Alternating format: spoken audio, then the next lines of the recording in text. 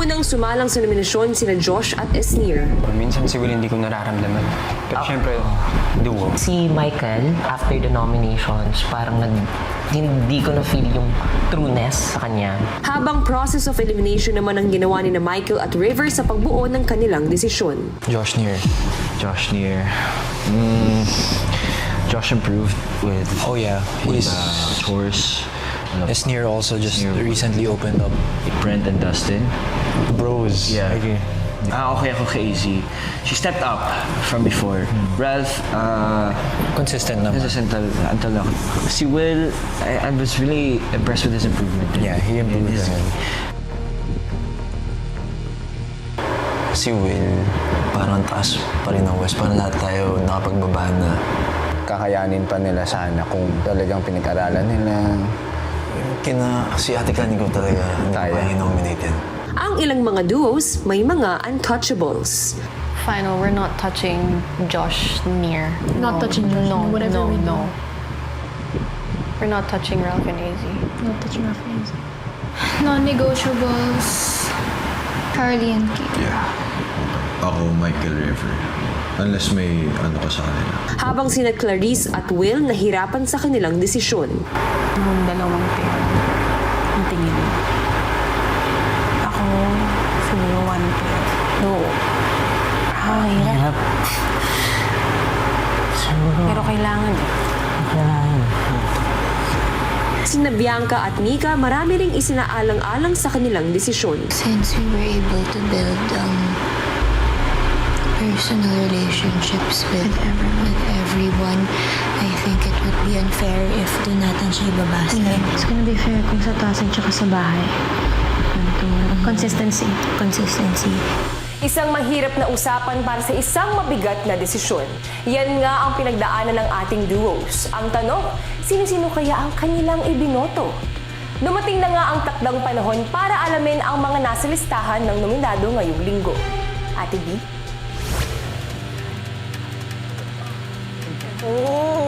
Hello, housemates! Hello po.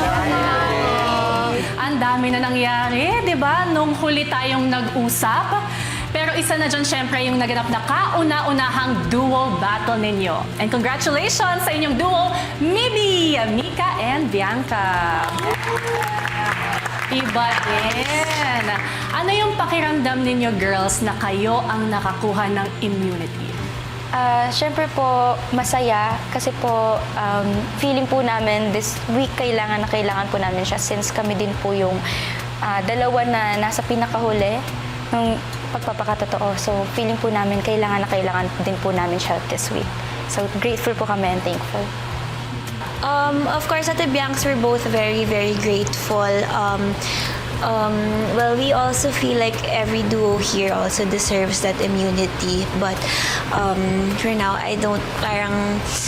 Well, I'm even more grateful for each duo here kasi they were also all very happy for us equally. So, ayan, thank you guys. Thank you talaga.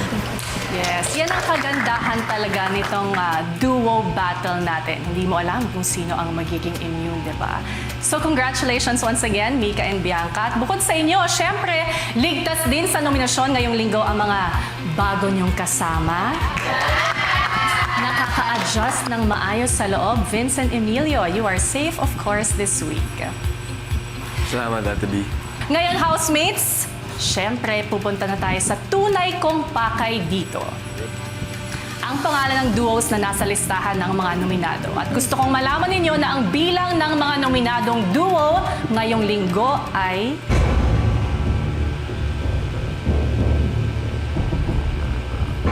tatlo.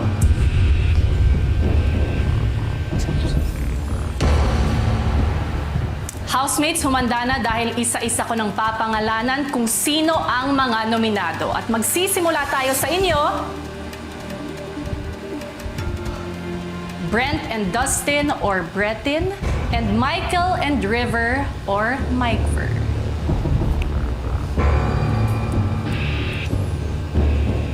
Sino nga ba sa mga kaduo ninyo ang hindi pa rin makakapag-connect sa ibang mga housemates o kaya kulang pa sa pakikisama at pagpapakatotoo?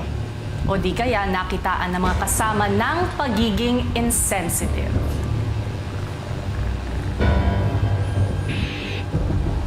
Ang mga pangalan na una ninyong maririnig ay ang duo na unang ligtas ngayong linggo. At kayo yon.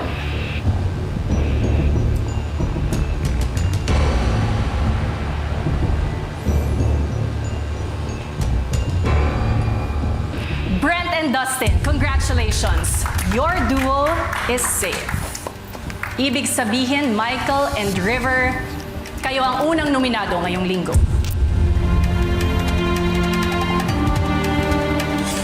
Yes, housemates, I am here to say it already.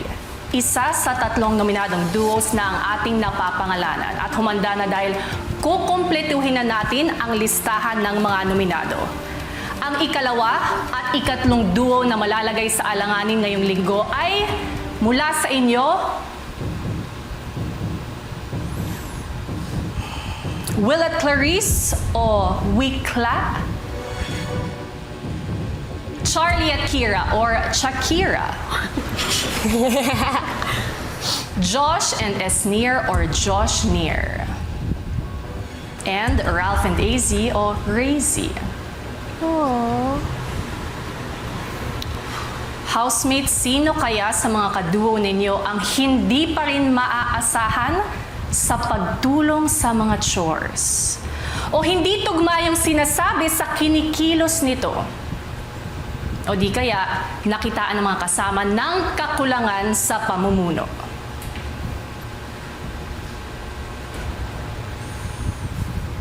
Ang mga pangalan na aking babanggitin ang ikalawang duo na kasama sa mga nominado. At kayo yon.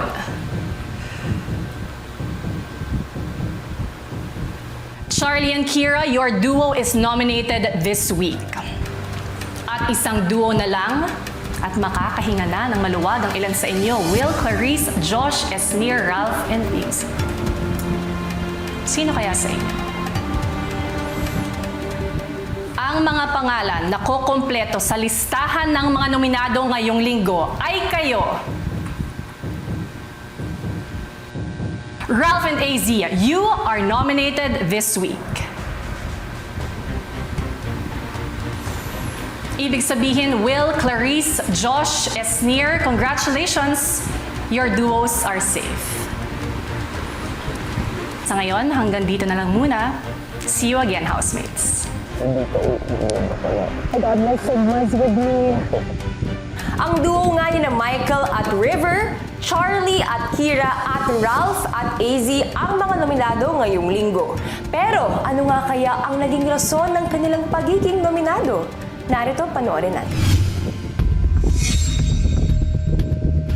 Bibigyan namin sina Wikla ng 1 point, specifically to Will, because minsan he's not taking initiative sa weekly tasks and chores. Binibigyan po namin ng 1 punto sina Ralph at AZ, kuya, dahil sa pagiging indecisive nila during our weekly tasks. Imbis na siguraduhin po nila yung mga strategies na i-apply during our weekly tasks, hindi po nila inalam kung pwede ba or bawal yung mga ginawa namin, kuya. 1 point ang duo na Mikver dahil po kay Michael, kuya, sa tingin ko po until now is ganun pa rin po, medyo sumusobra po para sa akin yung pagiging alaskador niya or pangpaprank niya, lalo sa mga boys po. Lalo kay Josh, minsan naiisip ko po na anytime ba kami mapikon sa kanila. Kuya, binibigyan po namin ng 1 point yung Wikla dahil ramdam po namin na kulang pa po sa initiative sa paggawa ng chores si Will at sa pagpapakatotoo. 1 point ang Raz, hindi po nagtutugma ang actions ni AZ sa kanyang words. Hindi po pure ang kanyang intentions dito po sa loob ng bahay niyo, kuya. 1 point ang duo na si Raz. Besides miscommunication, we felt the presence more of Ralph in leading us to the performance task, and we believe AC should have spoken up more and asserted herself more. 1 point ay sina Bretin, specifically Brent po. Kasi po feeling po namin na hindi pa po siya masyado nagko-connect po sa lahat ng housemates dito. Kuya, we're giving our 3 points to both Michael and River dahil hindi po sila nakikisama po sa aming girls despite our efforts to get to know them more. And it's almost been a month po.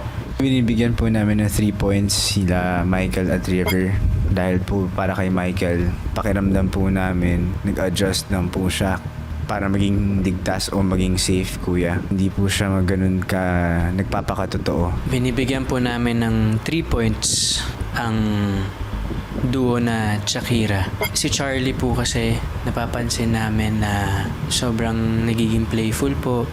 Nakakalimutan po niya yung limitations. Medyo nafe-feel po namin na nagmamadali nga pong tumanda. 3 points ang Britin. Wala po kaming problema kay Dustin, pero kay Brent po, hindi na po siya nakikisama sa mga boys, and imbis na mag-develop pa yung relationship namin with him and vice versa, mas nahinto po yung progress and mas pinili niyang magstay with his small group na hindi po kami kasama. Binibigyan po namin ng 3 points yung Shakira, kuya, kasi po nakita po namin yung inconsistency po nila sa gawaing bahay and most of the time po kailangan pa pong turuan si Kira. Kuya, bibigyan po namin ng 3 puntos si duo na Shakira, Charlie and Kira dahil parehas po silang na-notice namin na may lack of initiative pagdating po sa household chores. Kuya, binibigyan po namin ng 3 points po si Ralph and AZ po kasi this weekly task po, kuya, hindi po effective yung leadership masyado po nila kasi si AZ po natatakot din po siya na mag-lead. Malaki po yung apekto po talaga sa aming weekly task na na-fail po kami.